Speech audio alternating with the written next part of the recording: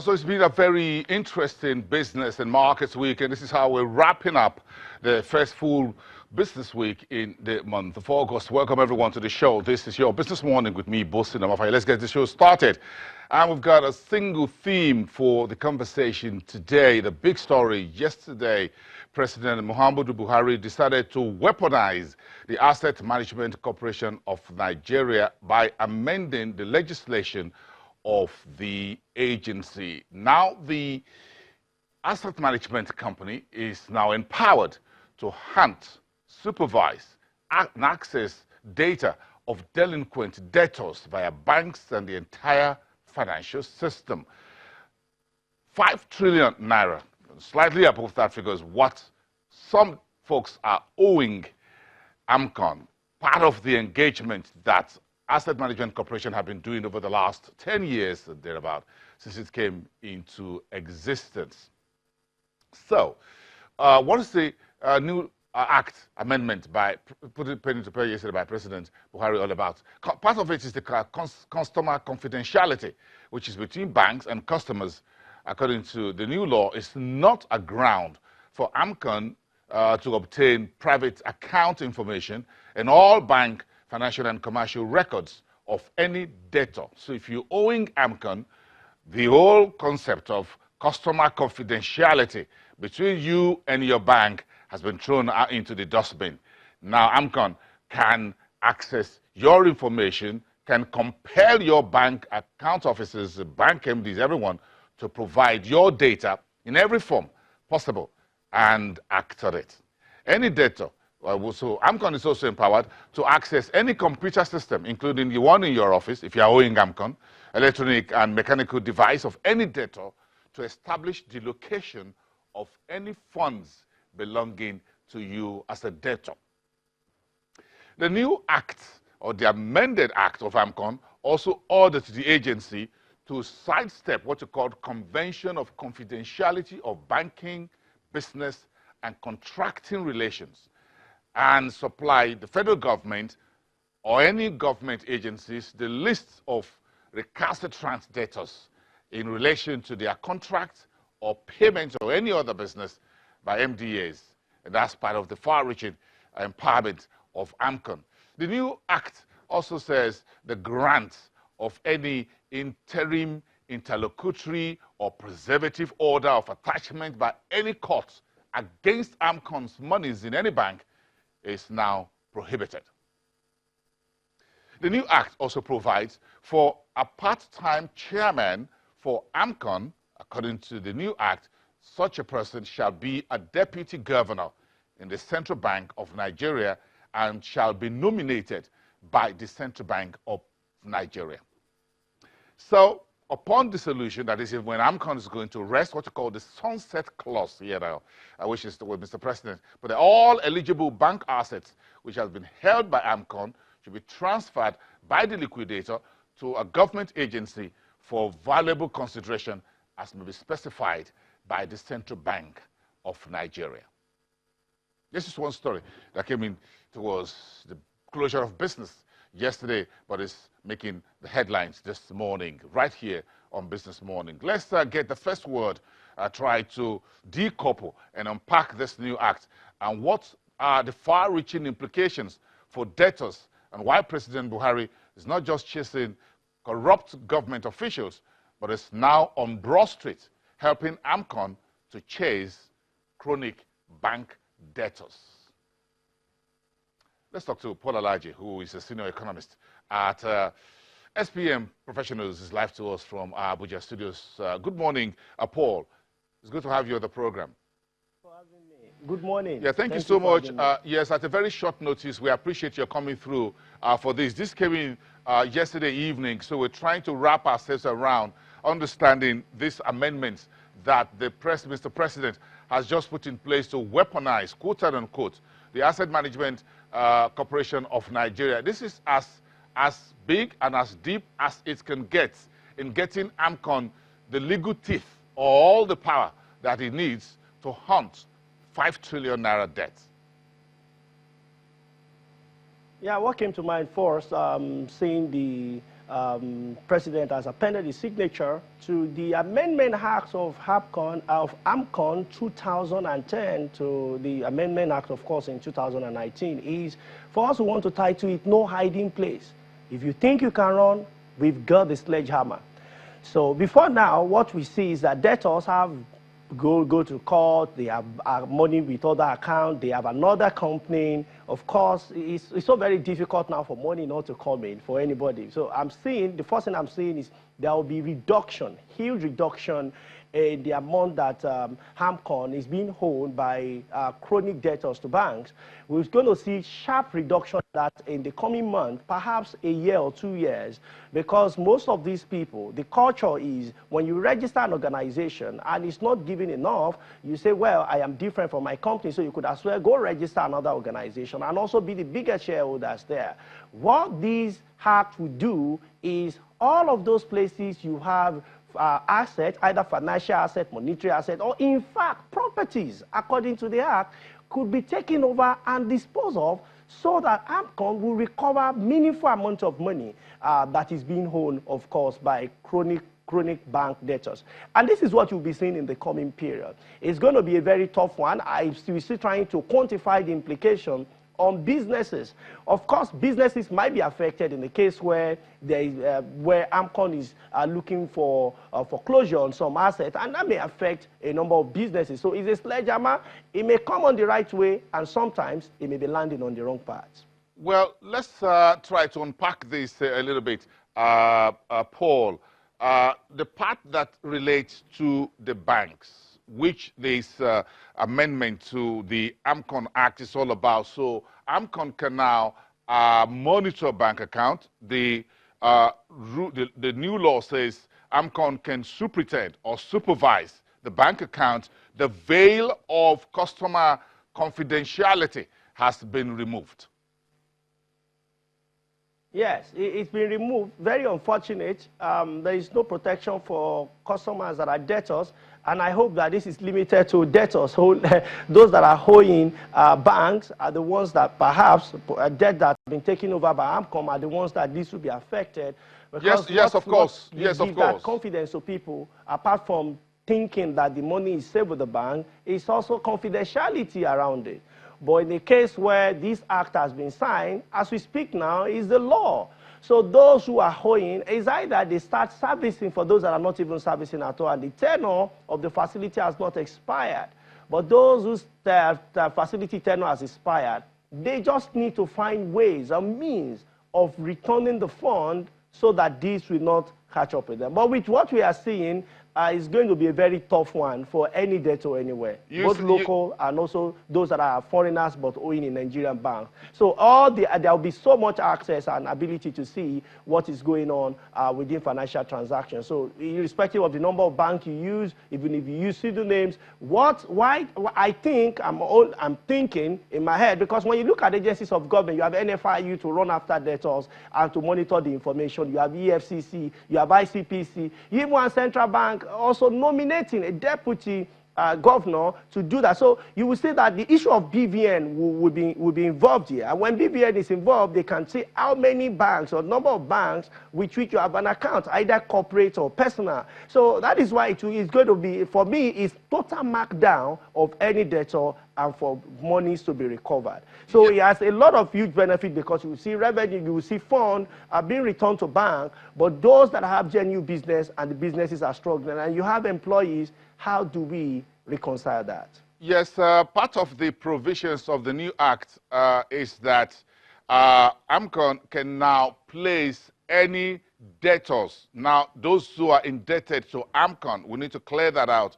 This is not going after every debtor of every bank. This is going after those whose assets, who has a case to answer with AMCON. So we need to put that out to our viewers to understand, Nigerians not to panic. What Mr. President signed is that if you are indebted to AMCON, that's the Asset Management Corporation of Nigeria, your bank account or any other account you may have, which can be compared to a bank account, will be placed under surveillance by AMCON, and AMCON can obtain any computer information, or electronic or mechanical, to locate the funds belonging to you as a debtor. Perhaps if you've taken some of this money to buy shares and stocks or buy treasury bills, by the way, you're owing AMCON, and perhaps money coming in and you're hiding it in treasury bills and maybe bonds as well. So this says AMCON can go after anything that is like that.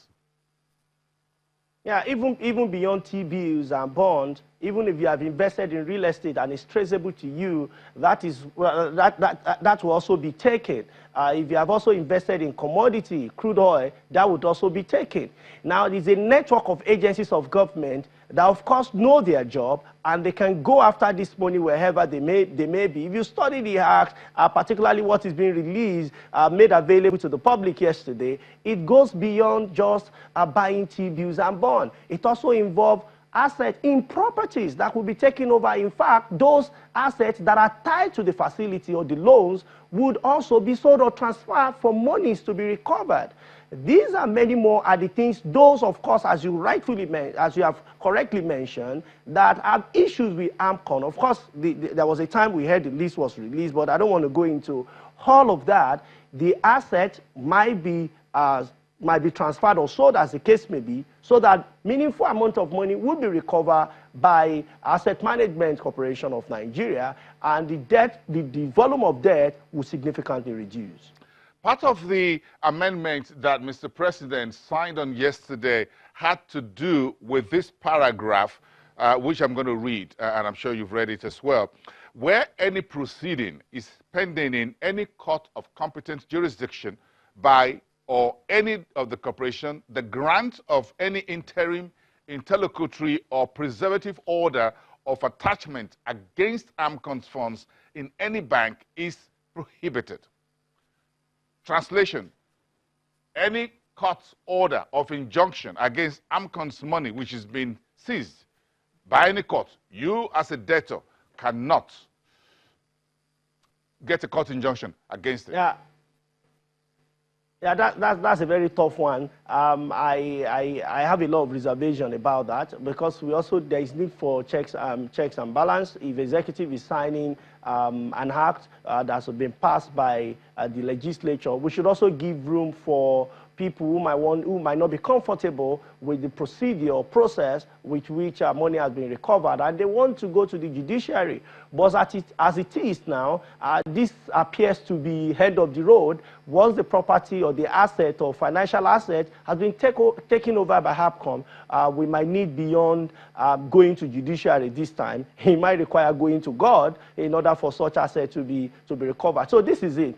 Those who have now, it is not wrong to borrow money from financial institutions to fund businesses particularly, but the intention of collecting such funds must be for business purpose. And when you see what AMCON had mentioned a couple of months ago, and even beyond that, has been that those who are owing them still have very flamboyant lives.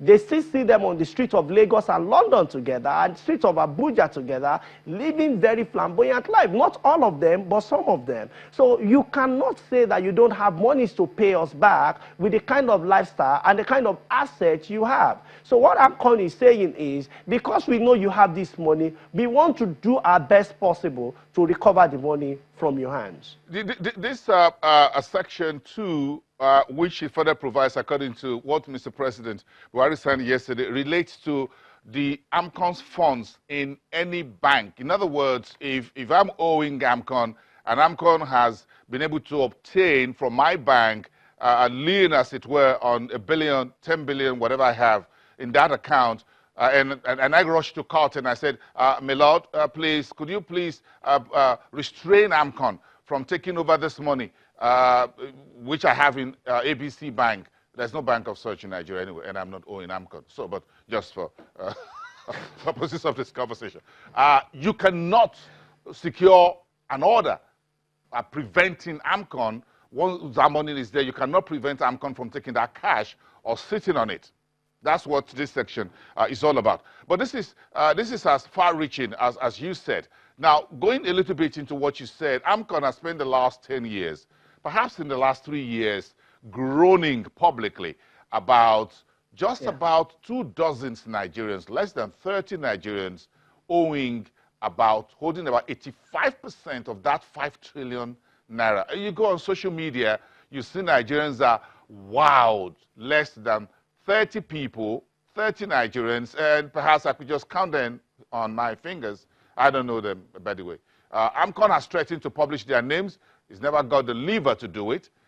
Well, whatever it is. Now, Mr. President is helping AMCON, weaponizing AMCON to, well, perhaps not to disclose their names, but at least sit on their assets.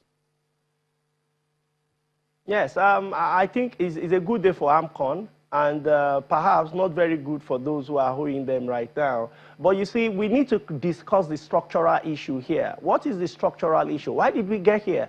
Why is very less than 100 people, 50 people, owing 85% of 5 trillion naira? While we have people who wants to do small business or medium-scale businesses, while they are finding it very difficult to access funds from our banks.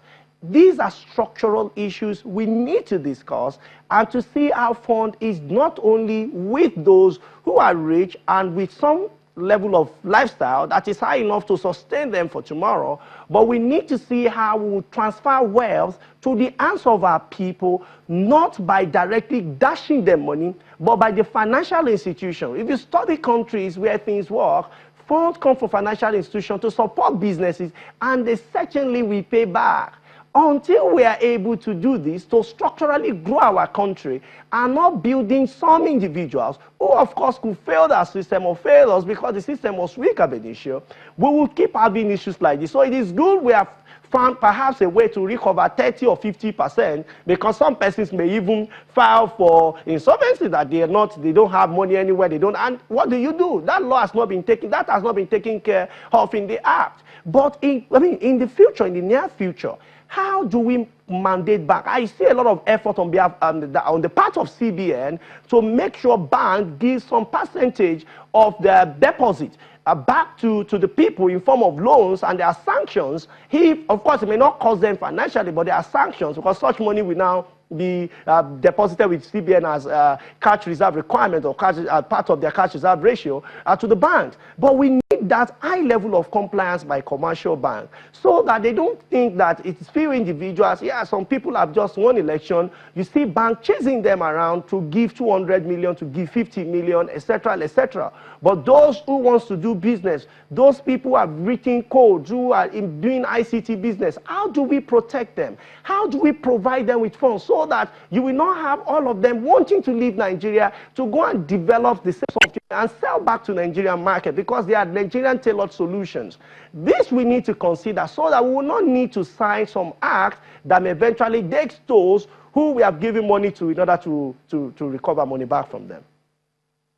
What we're seeing here in the act, of course, Mr. President, part of what you put is that the act provides for a part-time chairman who shall be a deputy governor in the Central Bank of Nigeria to be nominated by the Central Bank of Nigeria. What is this? We have a chairman of AMCON. Why do we need this? I think this is very important because when you look at the structure of Nigeria economy, and in fact most economy, particularly within the monetary arm, CBN plays very significant role. And this is money you are talking about. You are talking about debt, for God's sake. It is important that those who will be there at AMCON, maybe they are qualified. I believe they are qualified. I believe they are experienced. But we also need, for the purpose of monetary policy, in my own understanding, purpose of monetary policy, have somebody from central bank who understands the vision of the bank, because debt is integral part of our economy. If we refer to the national economy, debt is integral part. So it's very important we have, you can call it part-time, you can call it deputy chairman, we can give it any nomenclature. I know when the full act is released, we will read and see what the role, clear role of this acting chairman, the part-time chairman, I beg your pardon, would be, and we can take it off from there. Paul Alaje, we thank you for your first word on this weaponizing AMCON via the revision of its act or the legislation setting up the Asset Management Corporation of Nigeria. Do enjoy the rest of your day and the weekend. Thank you so much, Paul Alaje, a senior economist at SPM Professionals. Thank you. It's great to have you.